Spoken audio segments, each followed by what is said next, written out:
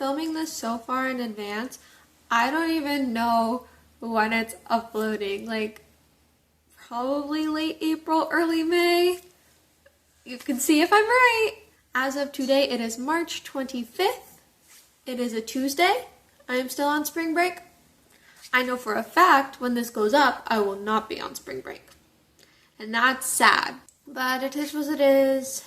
I am going to film so many videos today. Probably, we'll see. But it is what it is. What's up, guys? My name is Moo. I am a college student who loves reading, and I'm here to share that love with all of you. My cat is sitting right there, and it's really distracting me. He's also not coming when I call him. He's just grooming himself, so I do not think we will get cat content today, unfortunately. What we will be talking about is historical and is very sad, but it is necessary history that I think that everyone in the US should know, and if you're around the world, hey, it's a good read and I recommend it. But the book that we are reviewing today is 12 Years a Slave by Solomon Northup. Now, I have obviously known about 12 Years a Slave for a long time. I actually vividly remember the first time I remember hearing of it, and that is in my 7th grade classroom. So very weird, but obviously I didn't read it in 7th grade because it is very dark and it is very chilling, but I believe a necessary thing to be written about, and I understand why it is known as one of the most infamous autobiographies and the most infamous memoirs from slaves from this time. I was actually going to read this soon anyways, but I had the opportunity to because I joined a book club, which is defunct now because my roommate moved out. But it was the first book that we chose for the book club, and I very much enjoyed it. So without further ado, let's get into the summary. One of the most compelling and detailed slave narratives in existence, 12 Years a Slave is the chronicle of the amazing ordeal of Solomon Northup, a free African American kidnapped in the North and impressed into slavery in Louisiana. There must have been some misapprehension, some unfortunate mistake, writes Northup. It could not be that a free citizen of New York, who had wronged no man, nor violated any law, should be dealt with thus inhumanely. As an educated man torn from freedom and plunged into slavery, he brings into exact clarity the life and labor slaves in the antebellum American South, the complex economic choices and ironic moral concessions of slaveholding, and the calamitous effect of slavery on the foundations of civilization. Throughout his horrific imprisonment, Solomon Northup resists the urge to laud himself as an exemplary character or focus solely on his own experience, giving contemporary readers a remarkable and complex account of the lives of the slave community as a whole. A bestseller when it was first published, 12 Years a Slave remains today a stunning American odyssey. So that definitely tells you a lot about it. Now, I didn't even know that 12 Years a Slave was nonfiction until I started reading it. I thought that it was something written by a black man post-slavery, like how the Underground Railroad, for example, was. Not that contemporary. I thought it was still written a long time ago. I just didn't realize it was actually written by a man who had spent 12 years in slavery. I thought of it a very good read. I was upset by it, of course, because the things that happened were inhumane, but I thought of it as a very well-written read. Solomon Northup is incredibly eloquent, which is to be expected by the way that he was raised. He was raised in upstate New York. He was able to have an education that a lot of people were not able to have at that time. His writing was very beautiful, even though it was describing horrific acts. So I definitely really appreciated the artistry of his writing, even as he was writing about terrible things. Like, just to give an example of the eloquence of his writing and the way he makes things sound beautiful, I will read this. Life is dear to every living thing. The worm that crawls upon the ground will struggle for it. Or, were it not that the bondage had enshrouded her intellect in utter and everlasting darkness, she would have been chief among 10,000 of her people. I think that the writing itself is very beautiful, and that also just may be that writing from back then just sounded so much fancier. Right now, I'm reading A Tale of Two Cities, which was written and published 7 years after 12 Years a Slave, I believe. Or 8, I don't remember. But the writing just sounds incredibly fancy. And I don't know, it's just a lot more enjoyable to read when the writing is so fancy. But I think enough of the really lighthearted stuff. I think we should actually get into the contents of the book and understand why it was such an infamous part of American literature, why it was such a bestseller at the time. I will just go through the story briefly, and then I will give my thoughts and some of the things that were talked about in my book club. And then, yeah. So it starts out with Solomon Northup briefly describing his upbringing. He was raised by free black parents. He married a free black woman. He had children. He lived a very normal life, as normal as a black man in the US could live before slavery was abolished. But one day, because he was too trusting, I suppose, because he just went along with these people, he got drugged and put into slavery. Now, he defends the people that he initially met with. He doesn't know who it was, if they were the ones that actually carried it out, or if they just got intercepted. But what ends up happening is he gets drugged, kidnapped, and sold into slavery, and he gets taken from New York to Louisiana, where the bulk of the story takes place. Now, first, he goes to a man that he thinks is humane and such, but it made me very upset how forgiving he was, and I wonder if it's because he had so many worse masters afterwards that he can think of this man as a good man.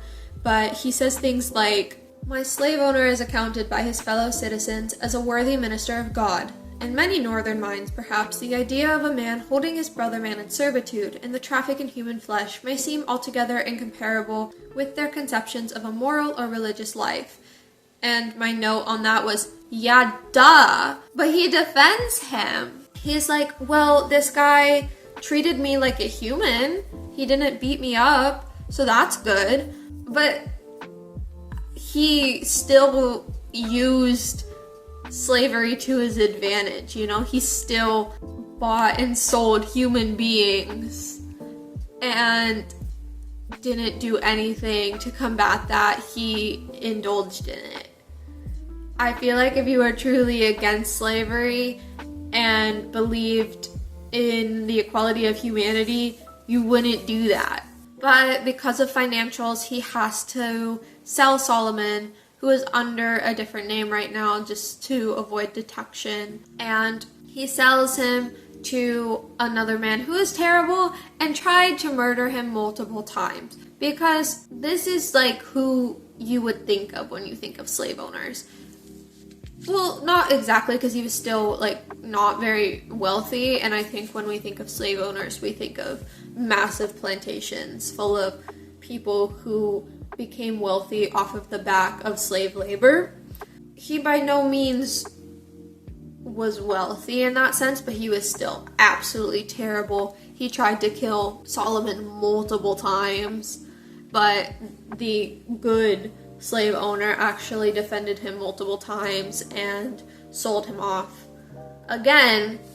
And the bulk of his 12 years in slavery were spent at a cotton plantation in Louisiana.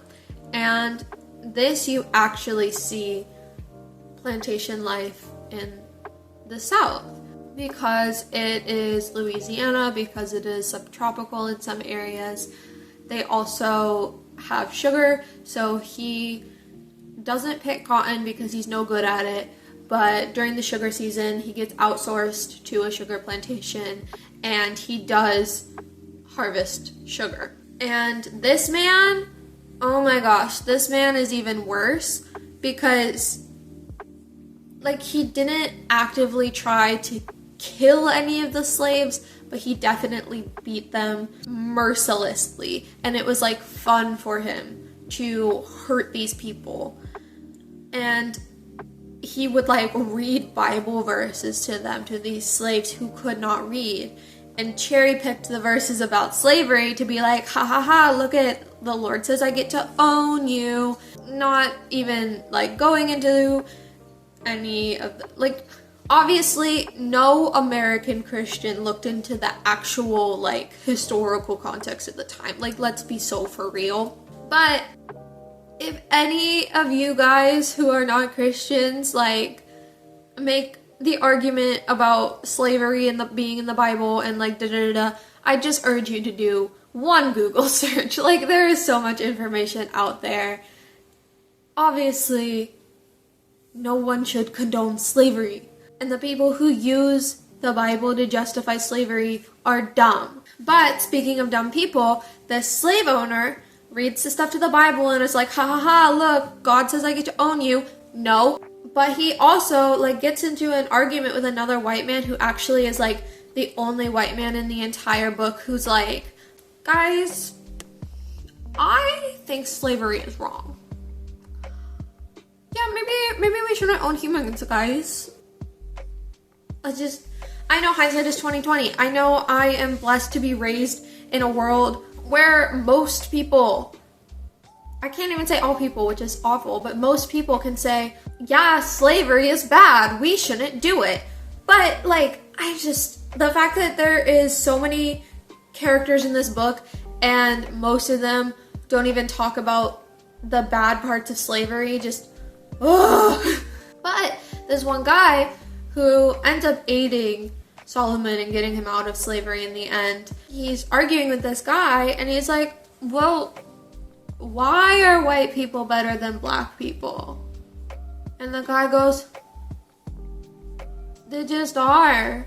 He's like, that's another thing that I get so mad about is, do you know how many slaves and how many free black people in the North at the time were probably so much smarter than a lot of these slave owners? Like, I'm sure a lot of these slave owners were uneducated. They were just not smart.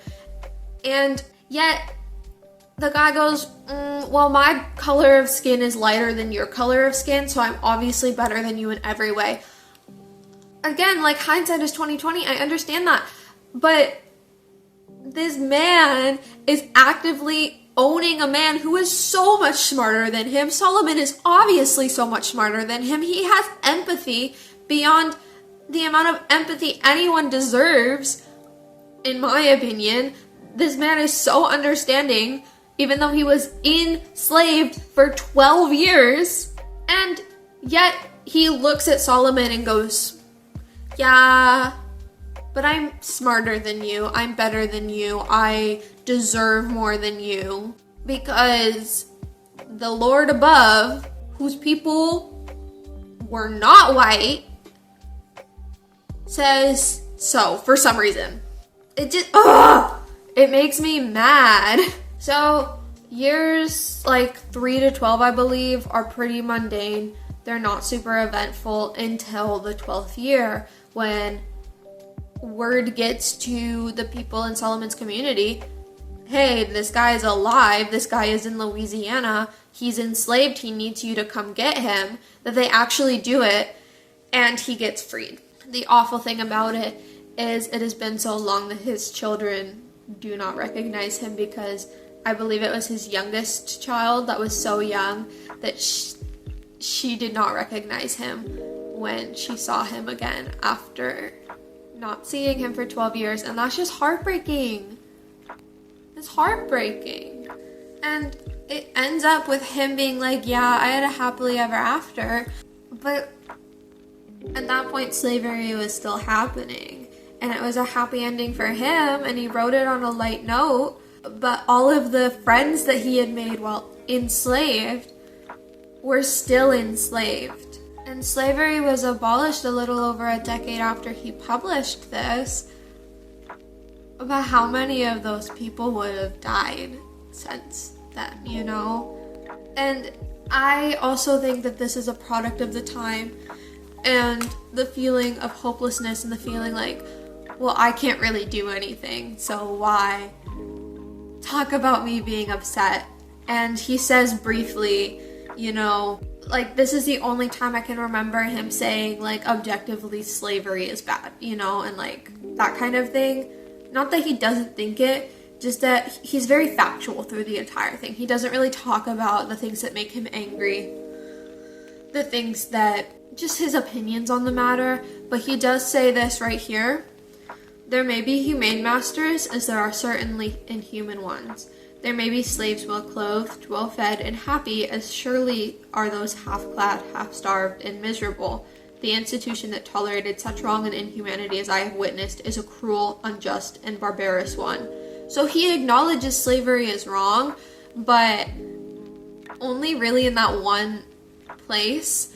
And I think that we forget that there's no such thing as a perfect victim. And also, I do want to give him the benefit of the doubt, because perhaps this story would have never been able to be published if he just talked about how terrible the people in the South were, how terrible these slave owners were, because, you know, the published industry, like, he was at the mercy of white men who were gracious enough to publish his work, you know? But it just was so odd to me that he didn't really talk about these people beyond a factual way. And again, it might also be trauma, you know? Like, it may be too difficult to talk about these people in a way beyond this is factually who this person was, because these are possibly people he cared about, and the thought of really reliving what they experienced in an emotional way may be too much to handle for him. So I do want to give him grace in that sense, but I also think that it is good to note that he really only talked about his experience in a factual way. There was not a lot of emotions involved, except when he was talking about his own pain. And part of me understands it, and part of me is a little disappointed by it, but I can't possibly know what was going through this man's head. This black man was publishing a book about how terrible slavery was while slavery was still actively going on. So, I don't know. It's very complicated, but that's just kind of how I feel about it personally. But at the same time, also, look at me. I am not the right person to ask about how this book should make someone feel. Like, I have my biases and all of that kind of thing, and I can tell you the story and I can tell you my baseline thoughts, but at the end of the day, if you really want to hear from these people, you should probably listen to a Black American talking about this book as well, because I don't want to talk over people. I'm just reviewing a book. I want to be an ally to these people without stepping over them, you know? So, that is just my stance. Now, I recommend this book to all Americans. Do I think all Americans will read this? No. Do you know how many stupid Americans are out there? A lot. But, you know, I recommend it to all Americans. I think that everyone should read it. I think people who are interested in history also would really enjoy this book. Well, maybe enjoy is the wrong word, but would find a lot of value in this book. But I understand that this book is a very hard read, and take care of yourself above everything. I just think that it's important to know about the contents of this book and understand the real implications of slavery that people are still being affected by today. But overall, that's all I have to say about this book. I thought it a very valuable book. I am really glad that I read it. It definitely took me too long to read it. I think I can say that about a lot of books these days. I'm really enjoying a lot of the classics these days. I've been really interested in classic literature these days, so yeah. But I suppose I'm going to leave this video here. If you liked it, make sure to like it. Comment down below any other slave memoirs that you know of, because I have struggled to find a lot, and I think a lot of that is because of the inability to access education as a slave, and like slaves reading was dangerous in some cases. But if you know any, I've read Narrative of My Escape from Slavery, but besides that, I haven't read any others. So if you have any recommendations, drop them down below. Subscribe if you like my content. I'm here every other Thursday. And yeah, without further ado, this has been Moo. I hope you have a wonderful day, and I will see you in the next video. Bye bye!